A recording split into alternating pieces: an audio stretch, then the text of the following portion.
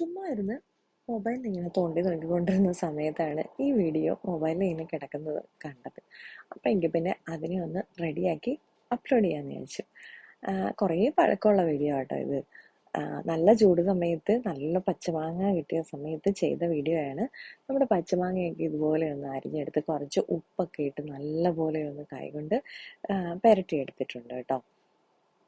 നമുക്കിങ്ങനെ കാണുമ്പോൾ തന്നെ വായിൽ കപ്പലോടുവേ. അതിനുശേഷം ഇതിലേക്ക് കുറച്ച് മുളക് പൊടി, വെളിച്ചെണ്ണ, ലേശം നല്ലെണ്ണ, മഞ്ഞൾപ്പൊടി, കായപ്പൊടി, ലേശം ഉലുവാപ്പൊടിയൊക്കെ ചേർത്ത് നന്നായിട്ടൊന്ന് പുരട്ടി ഒരു ദിവസം വെച്ചിട്ടുണ്ടായിരുന്നേ. രാത്രി വൈകിട്ട് ഇതുപോലെയൊക്കെ പുരട്ടി നമ്മൾ രാത്രി വെച്ചു. എന്നിട്ട് പിറ്റേ ദിവസം ഞങ്ങൾ പുറത്തിട്ട് നന്നായിട്ടൊന്ന് ഉണക്കി എടുത്തതാട്ടോ.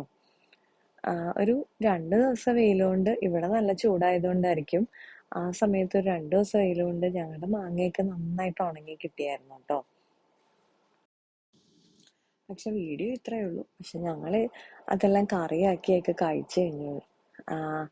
അച്ചാറിട്ട് കഴിച്ചു. പിന്നെ നല്ല പുളിയുള്ള തൈരിലേക്ക് ഈ മാങ്ങ മാത്രം ഇട്ടിട്ട് നല്ല പോലെ അങ്ങ് മിക്സ് ചെയ്യും. മിക്സ് ചെയ്ത് അത് മാത്രം മതി നമുക്ക് ചോറുണ്ണാനായിട്ട്. പ്രത്യേകിച്ച് അതിലേക്ക് കടുവറുത്തൊന്നും ഒഴിക്കില്ല. അങ്ങനെ കഴിക്കാത്തവരാരെങ്കിലും അടമാങ്ങയൊക്കെ കിട്ടുന്നവരാണെന്നുണ്ടെങ്കിൽ ഒന്ന് ട്രൈ ചെയ്ത് നോക്കണം കേട്ടോ. അതൊരു വെറൈറ്റി ടേസ്റ്റാണ്. അച്ചാറ് നമ്മൾ കടുകൊക്കെ പൊട്ടിച്ച് സാധാരണ ചെയ്യുന്ന പോലെയൊക്കെ ചെയ്തിട്ടുണ്ടായിരുന്നു. പക്ഷെ അതിൻ്റെ വീഡിയോ ഒന്നും ഞാൻ എടുത്ത് വെച്ചിട്ടുണ്ടായിരുന്നില്ല. അപ്പോൾ ഇന്നത്തെ ഒരു കുഞ്ഞു വീഡിയോ കേട്ടോ. മാങ്ങയൊക്കെ സീസൺ ആവുന്ന സമയത്ത് എല്ലാവരും ഇതുപോലെയൊക്കെ ഉണക്കി വെച്ച് കഴിഞ്ഞാൽ നമുക്ക് നല്ല തൈരും കൂട്ടി ചോറുണ്ണാൻ സുഖമായിരിക്കും.